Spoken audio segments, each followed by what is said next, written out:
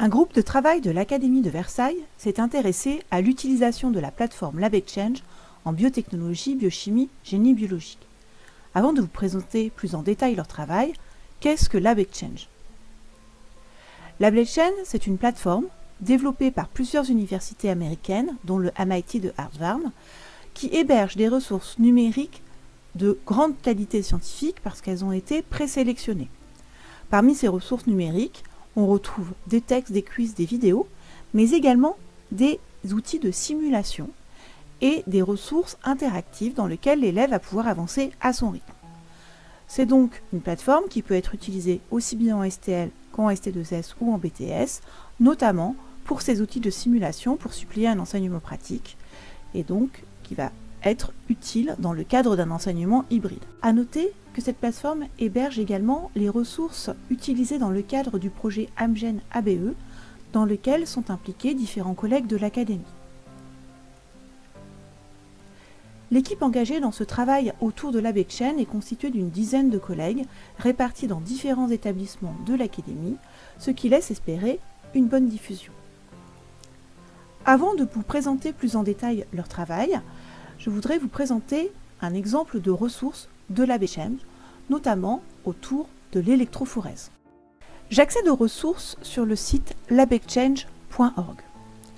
Je n'ai pas besoin de m'inscrire ou de me connecter pour mener une recherche dans la bibliothèque, ni pour utiliser les ressources.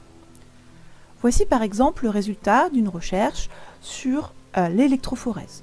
Vous voyez qu'on a différents types de ressources proposées, du texte, de la simulation, des vidéos, des interactions et même carrément un parcours construit. Voyons ce que donne l'outil simulation.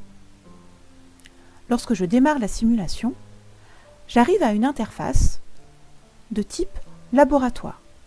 On me présente le contexte, les matériaux utilisés et on me fait même réfléchir sur la manipulation que je vais réaliser. Lorsque j'accède au protocole, grâce au laboratoire virtuel, je vais mener pas à pas les différents gestes que je ferai dans un laboratoire.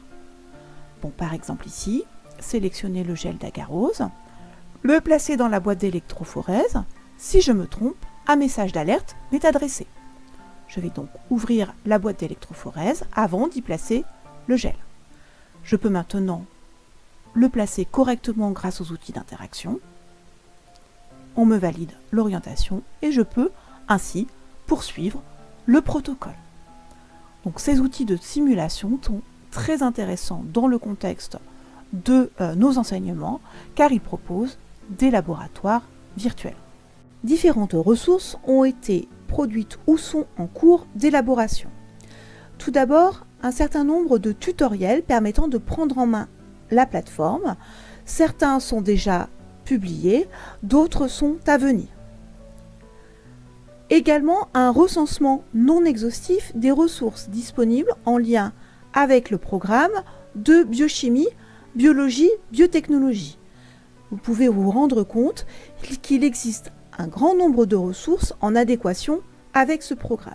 Enfin, différents exemples de séances ou séquences utilisant les ressources de la plateforme LabExchange vous sont présentés. Il peut s'agir de scénarios pédagogiques combinant les ressources de la plateforme à d'autres outils pédagogiques. En effet, il est possible de diriger l'élève vers ces ressources en lui communiquant le lien Internet ou en intégrant ces ressources, comme c'est possible par exemple dans la plateforme Elea.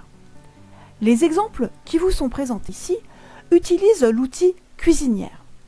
Il s'agit soit de parcours ou modèles cuisinières dans lesquels sont insérés les liens vers les ressources LabExchange, soit de scénarios utilisant à la fois des liens vers des exercices sur Cuisinière et vers des ressources LabExchange.